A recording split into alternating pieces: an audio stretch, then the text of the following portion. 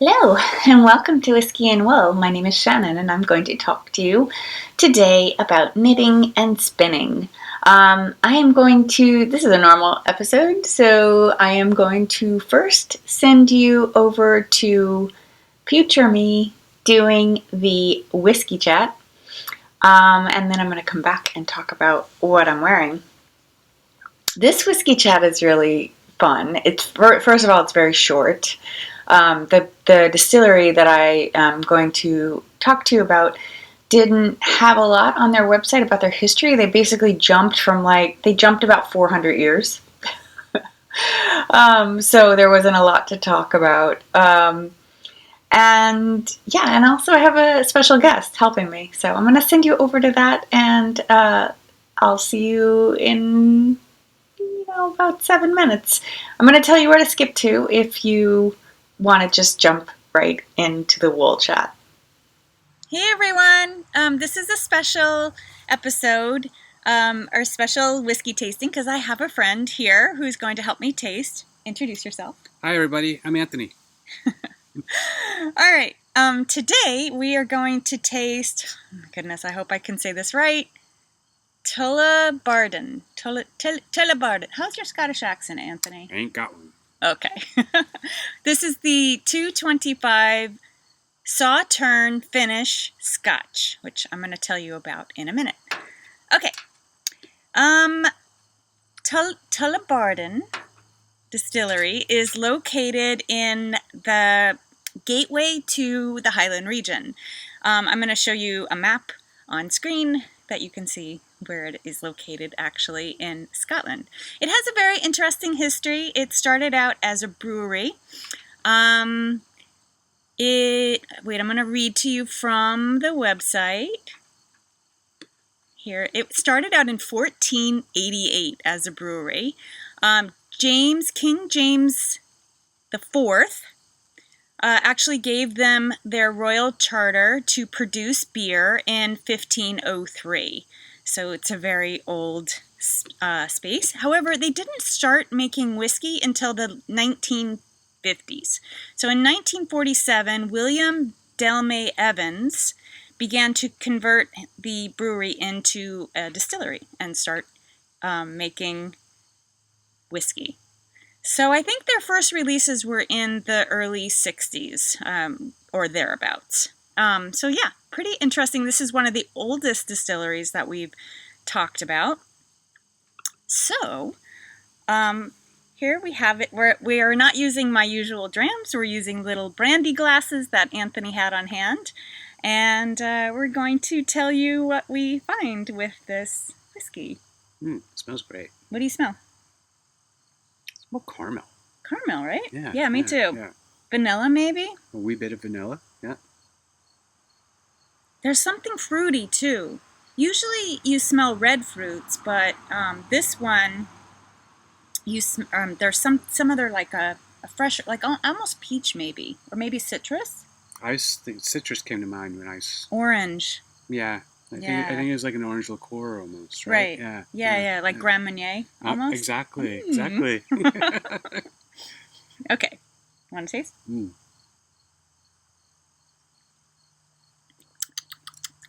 Wow.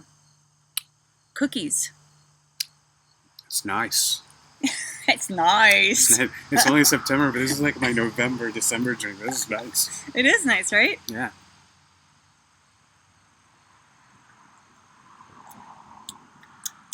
Ooh, cookies. Yeah, definitely cookies. What is that like? What kind of cookie? Like a sugar cookie? Almost, yeah. Well, often you get like a marzipan kind of taste too. I don't really taste a lot of marzipan though in this one. I don't. It's more of the, like you said, the orange liqueur. Yeah, Grand Marnier. Yeah.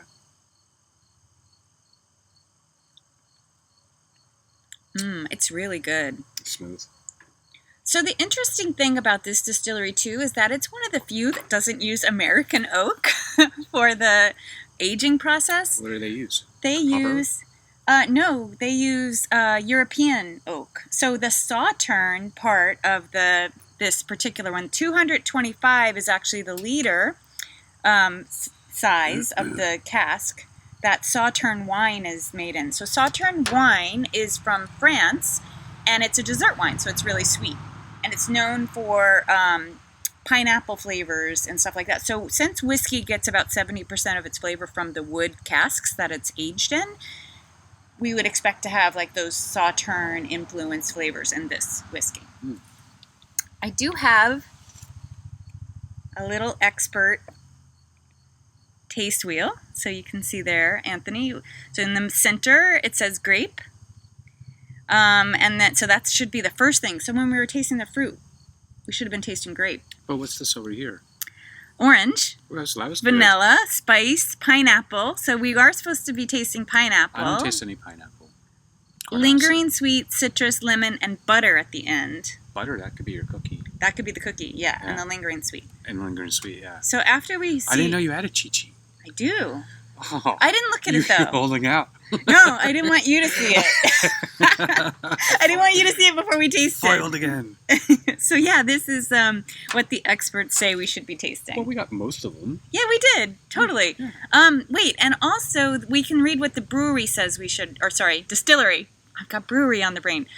Distillery says we should be tasting. So I like to see, do a comparison, because this is a tasting... Wouldn't it be the same if it's from the same company? No, this isn't. So this is from a company, Flavier, right? And then this, we're reading what the distillery says. So the distillery says golden Tullibardine has hints of citrusy lime on the nose, hints of vanilla, and oatmeal. That could also be the cookie. Yes. There's a touch of tropical pineapple and zingy orange zest. So we got the orange. I'm not getting pineapple. Are you? Mm-mm. It's delicious. Yeah. I concur.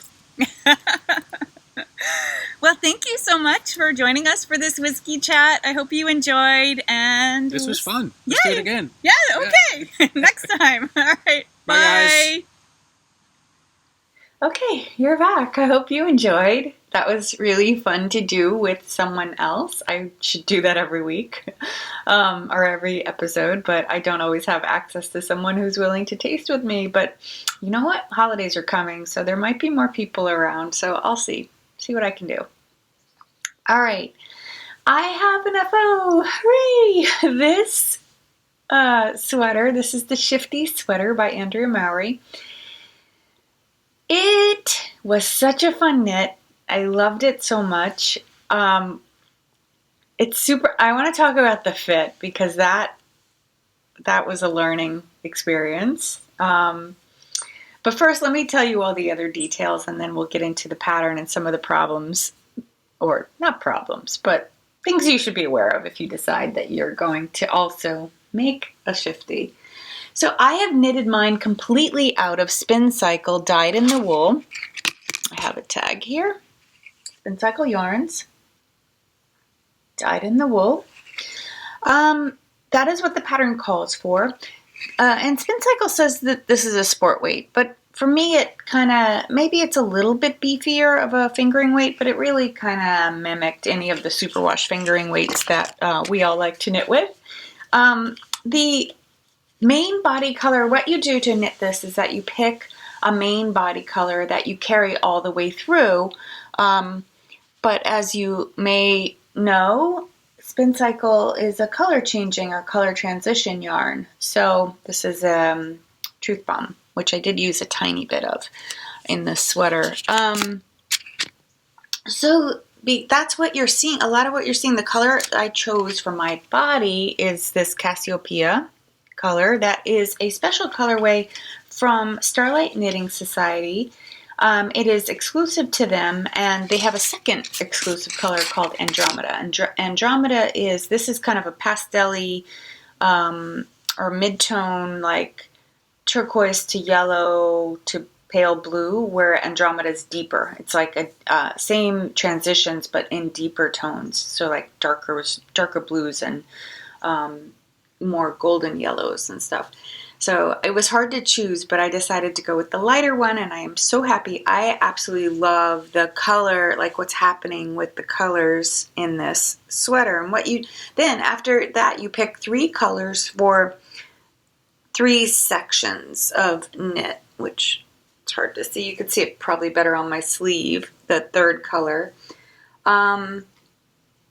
Yeah, and then I put in a 4th color because I was making the sweater a little bit longer. And then what Andrea has you do, if you decide to do the crop version that she has, you take this first color up here in the yoke and repeat it for the sleeve. So you'd have shoulder, 1 color, 2nd color, 3rd color, and then color 1 again. Hope that made sense. Yeah, so I got a little creative with some of my color mixing, but let me take you through that. This color right here is called Cataclysm. This is what I have left, again, because I didn't follow the pattern instead I added a 4th color, which you could see like it would be pretty easy to do. This color, Cataclysm, is what's on the top. So it was the first contrast color that I knit with, and it has very little color transitioning happening. My cat's getting rowdy, if you're hearing background noises. Yeah, so it was pretty same through the section, but the background changed. So I think this is the section where you could really see what the Cassiopeia color did. So it started with sort of a pale green, went to blue, then some turquoises, and back to pale green, yellow, turquoise again, and then yellow.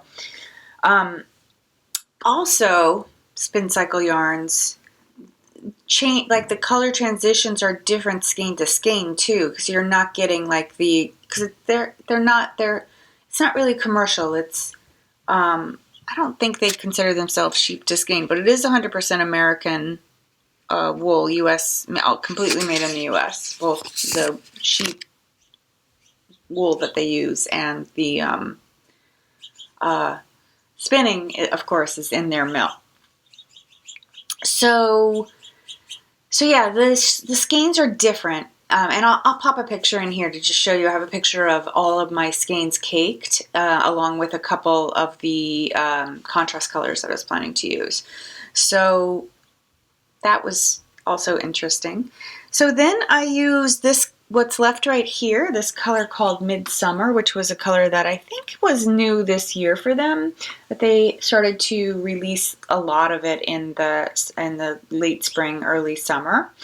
And this was kind of a panic buy for me. I had another color planned for the middle. It was the rusted rainbow color, but it seemed too far away from the tones of the main color, the main body color that I was using. So I panic bought some Midsommar while I was knitting on the yoke, and I'm so happy. I love the way the Midsommar goes from like a coral, it has shades of coral, it goes to a blue. You can see like a little bit of purpley blue on this dab that I have left.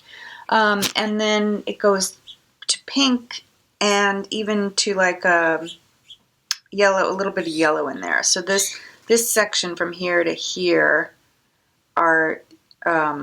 is the Midsommar color, and it's here too. I really, really love it. Yeah, it's beautiful. I'll probably do a whole sweater in it someday.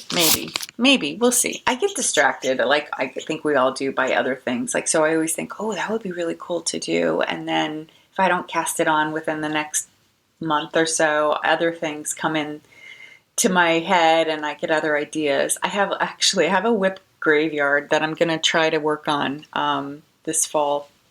I was thinking about some of the pieces that are over there. Okay, so my 3rd color was a colorway called Ruination, and I had used a bit of it in my throw over cardigan. Is that the name? Yeah, I think that's the name.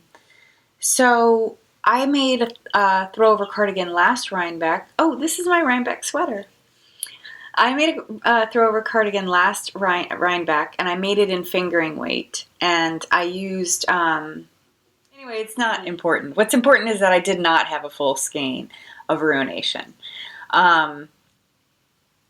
So I used up every last bit of Ruination in this sweater. So I had enough to do the bottom section here. And then I had enough to do this sleeve, the section on this sleeve. But on this sleeve, I really cobbled together things that were happening. I cobbled together colors and ended up just doing a little bit of Ruination. And then I went right into Truth Bomb, which had some purple in it. So that's a lot of what you're seeing. It had some blue and purple. This section right here, that was only the Ruination. And Ruination should have probably gone down to here or so. But I ended up starting to use Truth Bomb here. It really just, it looks fine though. Like, I mean, even the sleeves aren't that different from each other, which is always like a struggle for me when I'm making something with dyed in the wool. Like, I don't know, I'm always confused about what to do about the sleeves, just because, or like with Spincycle, whether it's their Dream State, which is their worsted weight, or the dyed in the wool. Kind of confusing over how to handle the sleeves because the yarn color transitions. So I know that some people will cut their skeins up so that they'll get a perfect match, but that just seemed too wasteful and too much work, honestly. And I just kind of thought, well, this is what this yarn does. Everyone knows this is what this yarn does. So if my sleeves are slightly off, it's fine. And I was actually okay with them being completely off, but they ended up matching pretty well. I mean, there's this one section, this green doesn't match up with this pinky red here, but that's also what Truth Bomb does. So Truth Bomb is a Roy G. Biv rainbow for the most part. And I ended up like knitting from the middle and then knitting from the outside to get closer to a good match instead of just going, I'm not going to try it all. I tried a little bit. Okay, that is the yarn. I did make this. I had said that I was going to go 4 color sections. So she calls these blips. So there's big blips, little blips, and she has you do 6 sections of blips per color. And then you stop. You do the rib. But that results in a shorter sweater, shorter than what I like. So I had originally thought I was going to do 4 more sections, but I ended up only doing 2, and I'm glad I did because this really grew in the blocking, in the wet blocking. It also took like 2 days to dry, which tells you it's not superwash. You know, it's not superwash when it takes a couple days to dry. But I really like the fit pretty much. Like, a lot of people, I think, struggled with this section here, like the yoke being too long and getting these draggy armpits. But I think what happens with this sweater is that I think you could remedy this pretty easily. You don't cast on very many stitches. In fact, I want to say it's a very tiny, if any, stitches in the armpit. You could easily like avoid this like draggy armpit with the skinny arm by casting on a few more underarm stitches. That would change that problem, if that's a problem for you. I think it worked out okay for me. I also did a much smaller size than I should have if I followed the pattern instructions. So she recommends that you do 0 to no ease, or like -1 to positive 1 inch, -1 inch to positive 1 inch ease. So you're really doing like no positive ease. And I think that's because this sweater, this stitch, you're doing mosaic stitching. So this mosaic stitch is really springy and spongy. I mean, there was a lot of it. The sweater looks a lot smaller when you're knitting it. And then when you block it, it all just kind of grows and flattens out. And I think that causes a lot of growth like in this area for people. I was really aware of that. Like, I was aware that my swatch was going to grow. I mean, I swatched and I saw that my swatch grew and spread out. I was aware that my knitting was going to stretch and spread out. So I followed the pattern by matching the dimensions of the size I wanted. So I ended up knitting a size 2 because of my gauge being so much looser than hers. I knit a size 2 to get a 40-inch bust, but I have a 44-inch finish sweater, so it grew, even though it was supposed to be 40 inches. I also knit the size 2 from neck to armhole because that gave me 9 inches, which is in that measurement, which is about what I knit when I knit a sweater. Normally I get a bigger sleeve though. You get a bigger sleeve with that depth, but it worked.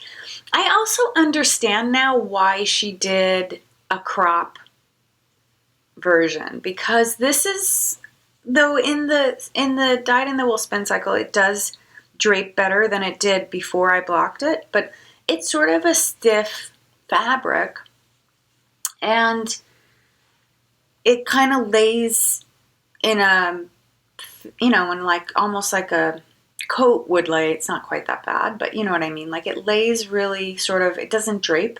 It has no drape. So it just kind of lays there on your body. I mean, I think you could remedy that by making a split hem, for example. I think that would be a good way to go on the bottom.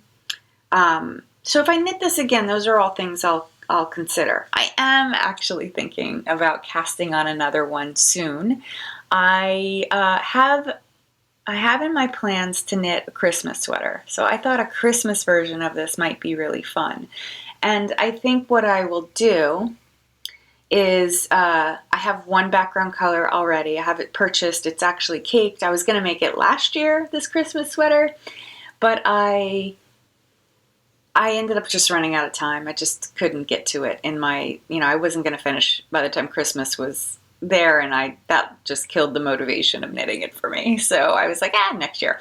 So I did have a color yoke sweater planned for Christmas, but this would be fun, right? I have some sort of dribs and drabs of Christmas colors, and I think I have to buy one more full skein of Christmas colors, and I thought it would be fun to kind of do a transition or a striping version, a striped version of the Christmas colors throughout on the solid ground.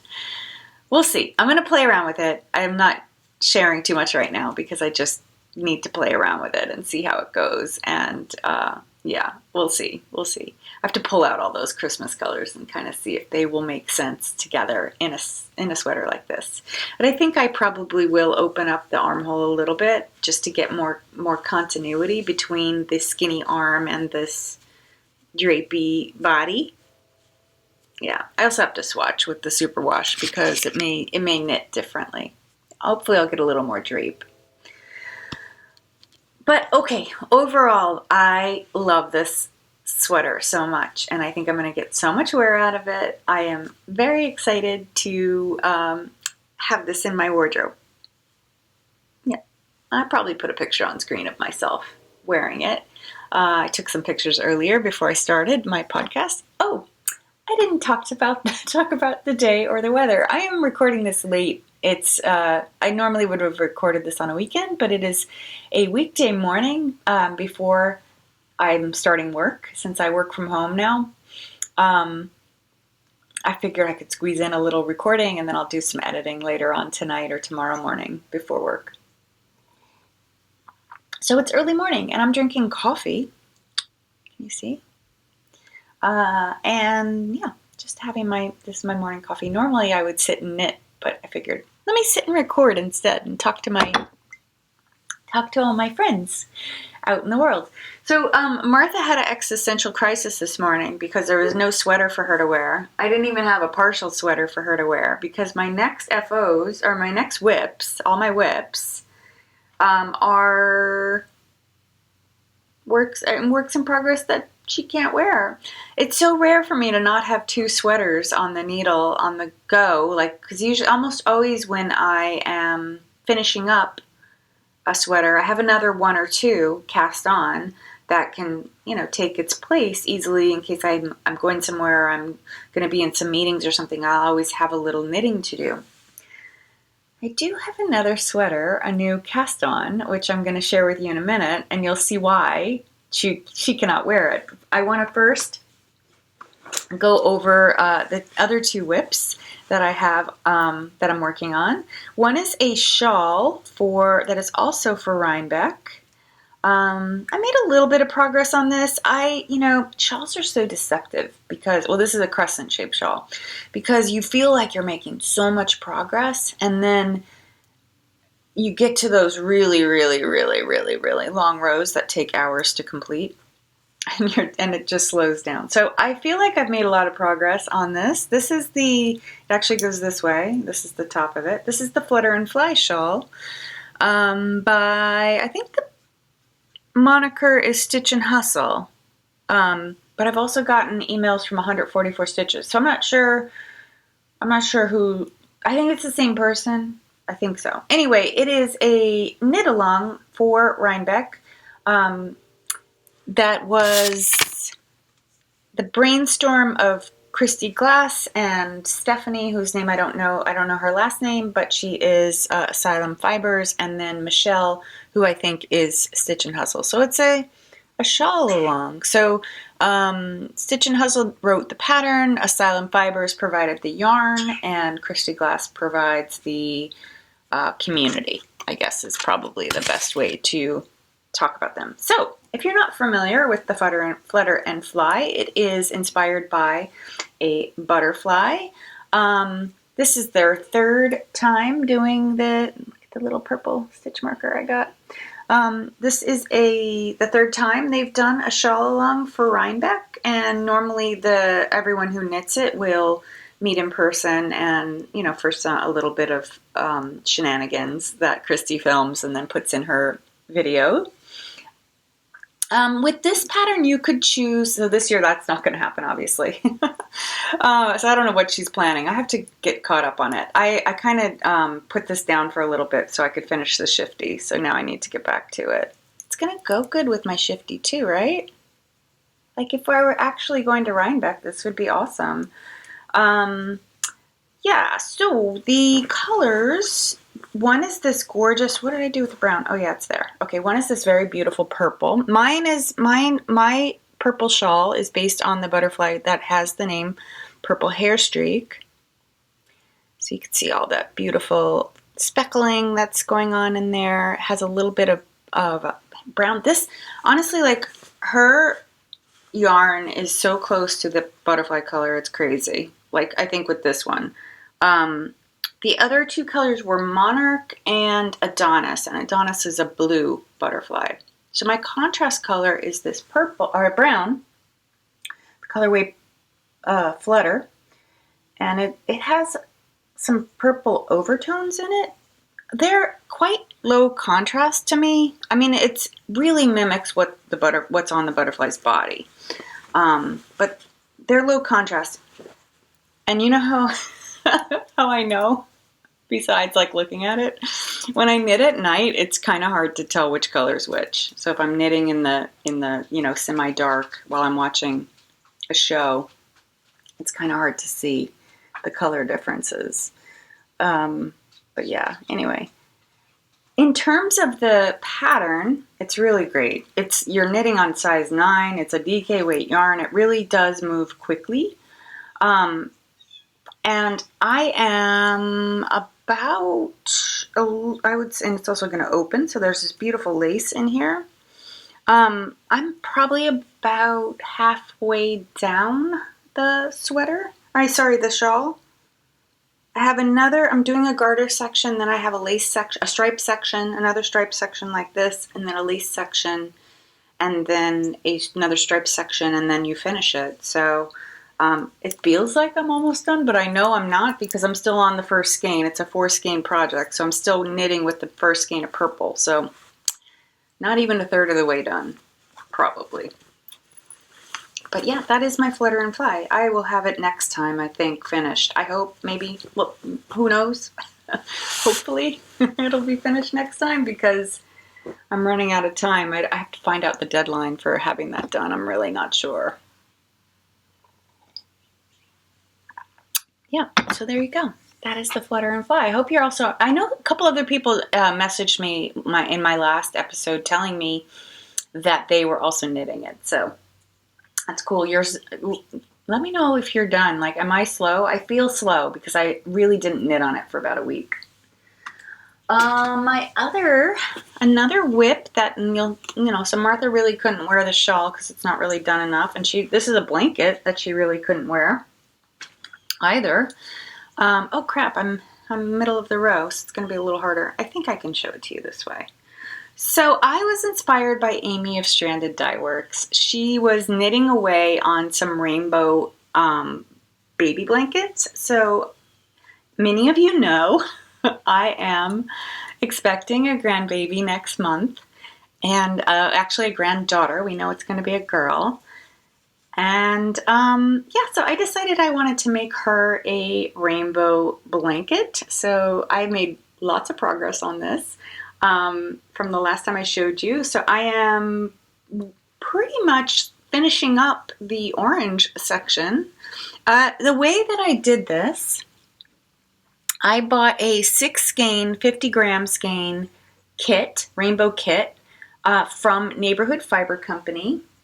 I've knit all the red, but I have a dab of orange left. And then there's also a yellow. And then green, yellow, green. So red, orange, yellow, green. Blue? I guess it's a blue. Must be, right? I don't know. I haven't looked at that. So in this bag, I only have the next couple colors. I don't have everything. So I just have like... And then what I did was I pulled scraps and mini skeins, scraps of yarn and mini skeins to marl with them with these solid colors, because this set from Neighborhood Fiber Company was all these really brilliantly colored solids. So all superwash merino. And yeah, so I just pulled in some of these speckles to and I used some pink scraps that were left over for the pink section. And yeah, I think it's going to be really pretty. I also have pulled in, oh, sorry, I should tell you a little bit about the pattern. I'm knitting on, I'm knitting on size, I was unclear about this last time, so let me get this right. Am I knitting on 6s? No, I'm knitting on size 7. 4.5 millimeter. I cast on 150 stitches, and I'm holding 2 strands together, 2 fingering weight strands together. The finished size should be about 3 feet by 4 feet. I realized that I could only get about 30, and it's garter stitch, so just really easy knitting. I realized I was only getting about 30 ridges in the solid color, so I decided to add 2 more sections to get so that would mean I would pretty much end up with a square. So if you want a square, that would be a good recipe for a square. I wanted a rectangle, so I added 2 sections, one being the pink section, and then I'm going to be adding a turquoise section, of course, because I love turquoise, and so does my daughter-in-law, so we're having turquoise. We're having a turquoise section in there. So that should make it closer to 4 feet, because I think each section is measuring about 6 inches. And I'll get some growth in the blocking, so it'll end up a little bigger. So this is just so nice. This is comfort knitting. This is just so nice to just sit and knit and just go, go, go. And it feels like, I see why it's addictive, why Amy made so many. So I think she's made 3 or 4. And then she ended up dyeing some of her own color, rainbow sets, which is awesome. If you're in UK, you should definitely get some. She does them again. I don't know if they're up right now. She had them on pre-order, and I think she's working on her way through those pre-orders. So I don't think there's any for sale on her site. But yeah, anyway, I see why it's addictive, because you're changing out the yarn so much, and you're just watching it go, and you kind of just want to do one more row to just get to the next color change. So it's really, that makes it really exciting. Because these solid pieces are, the solid colors that I'm using are 50 grams, I found that my minis, which are 20 grams, I need 2.5 of those. So what I've been doing is making one of those minis do the transition between the colors. So like I sort of in my head set up a plan, like when the orange runs out, I attach the yellow, but when this mini runs out, I attach a different mini. So I actually think this mini is going to be able to make the transition for me between the orange and yellow by like 5 rows. So I'll probably, or 5 ridges. So I'll probably be able to do 5 ridges and then 5 ridges. 5 ridges orange, 5 ridges yellow. So that will sort of like make a color transition in the blanket itself. So yeah, this is fun. Yes, very, very enjoyable knitting. It's stripes. Stripes really do help you move along. Like I noticed that on this sweater, and then also I'm noticing it on that blanket. It just helps you kind of get to the next section. Okay, how are we doing on time? Pretty good. Pretty good. All right, I have a new cast on. I know this is something that if you watched so I did a mini episode. So this has to do with the mini episode. So I have cast on the Spark cardigan by Andrea Mowry. So you cast off one Andrea Mowry, you cast on another, right? This is my Spark cardigan so far. So you can see why Martha doesn't even have arms. So you can see why she couldn't wear it. So yeah, this is the Spark cardigan by Andrea Mowry. And if you look at Instagram at all and follow along on Instagram, you've probably seen many people's sleeves. The pattern has you start with the sleeve. So I'm just doing one sleeve and then I'll do the next sleeve. I am not a 2 at a time sleeve knitter. Too much fiddling for me and too much mess in my basket, so in my knitting bag. So I decided to just knit one sleeve and then I'll do the other. I actually have heard of people knitting 3 sleeves trying to get those sleeves to match. So again, the sleeve match thing. This pattern is written for worsted weight yarn. I'm using DK, and that still worked for me gauge-wise.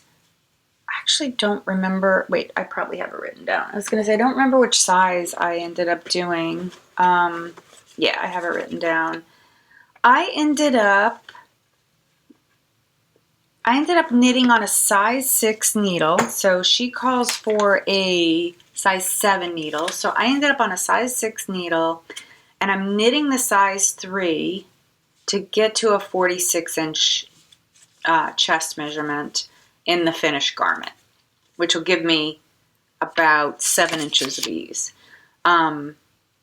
which I think she recommends 6 to 10 inches of ease. In the pattern, I'm not positive, but yeah. So, and the pattern calls for worsted weight nest from, Magpie Fibers, and then you use Dream State for the yarn for the rest of for the color changing yarn, color transitioning. I am using for the color transitioning my own hand spun. I made 2 skeins. So this is the skein, kind of jumping ahead a little bit to spinning. This is one of the skeins right here that I'm going to be using in the color transitions. So you can see I'm getting a nice subtle, like it started more red heavy, then it went to turquoise, and then there's a dab of red, and now it's going to like this pale blue green. So I am getting a really subtle color transition, but more importantly, I think the blue green with overtones of red is really popping on this very neutral beige. My main color is from Wing and a Prayer Farm. This is the tag, Wing and a Prayer.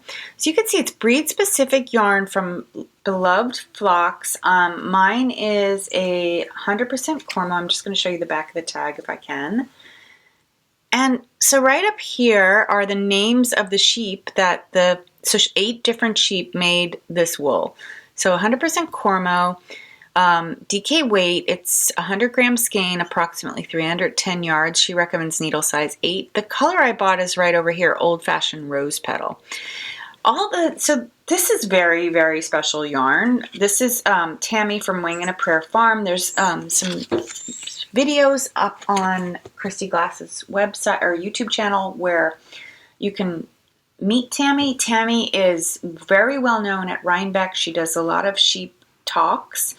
She's usually could be found in the sheep barns with her sheep. She brings sheep to Rhinebeck, and she sells her yarn at Rhinebeck too. Not every year though, only sometimes. And she was at Vogue this last time. And I saw her, but I didn't see sweater quantities of her yarn. And then one of my Instagram friends messaged me and said, Shannon, you should have just asked her. It was there. It was just under the table. She just had a sampling up. So I ended up not buying her yarn. But then when the Spark cardigan came along, I started to think about how I wanted to use some more local to me yarn for the main body and some special yarn. So I went to Tammy's website. Oh, and around the same time, Tammy she got hacked, and she's also missing the revenue she would get from going to all these festivals.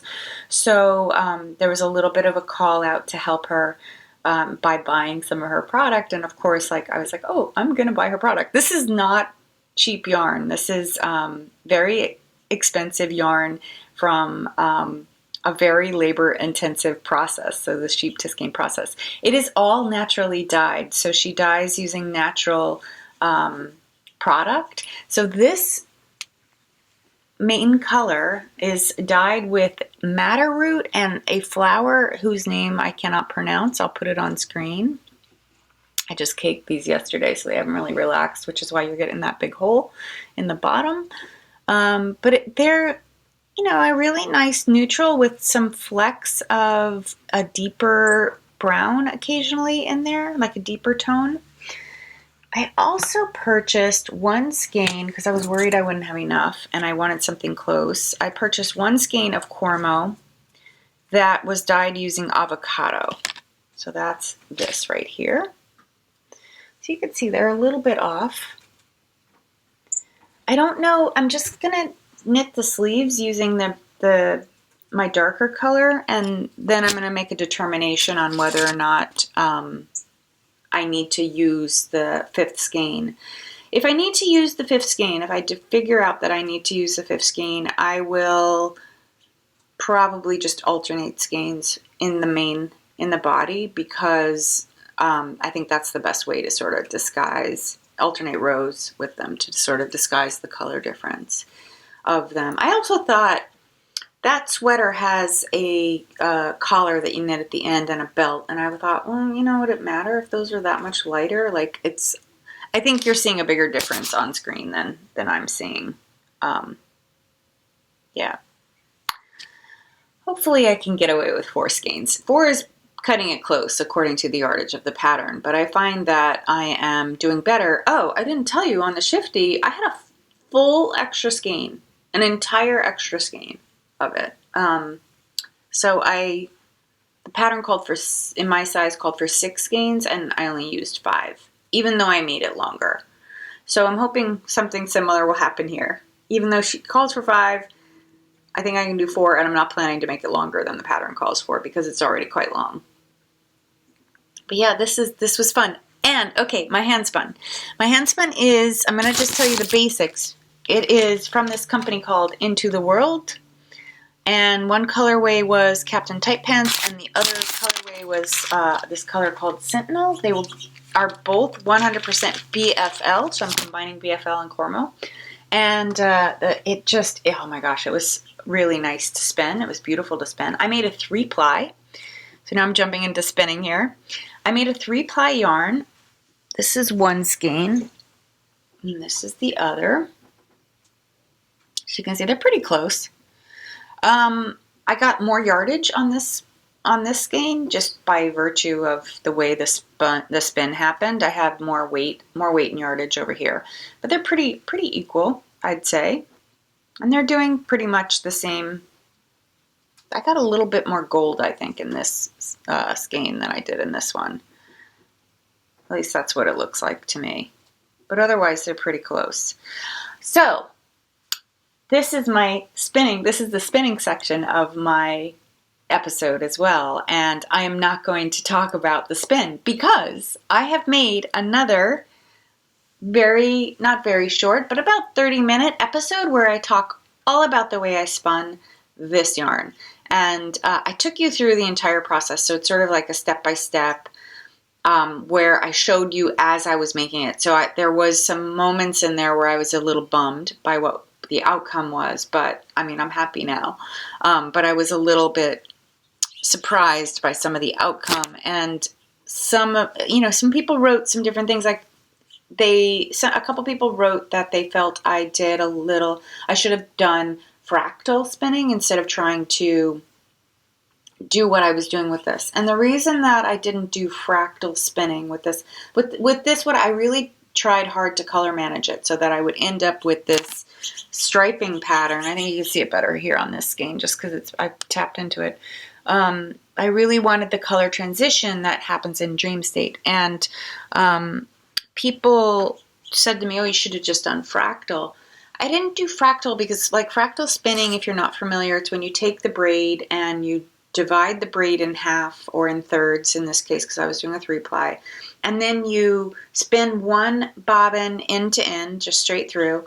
You spin the other bobbin, you break up the braid in pieces, like different sizes, and then so they would be incrementally smaller. So one is just the full braid. The second one is like maybe pieces that are this big, and the third one would be pieces that are that big. So that's fractal spinning. I didn't do fractal spinning with this because the pattern that the dyer did, the color pattern that the dyer did in the braid wasn't the pattern that I was looking for in the skein. I wanted to do more like a rainbow, which I did get. What happened was that one bobbin ended up being turquoise, which was fine because I wanted it to have this overriding turquoise effect. Another bobbin ended up being a lot of red. The other two bobbins kind of mismatched as I was spinning, so that I always had a strand of red too.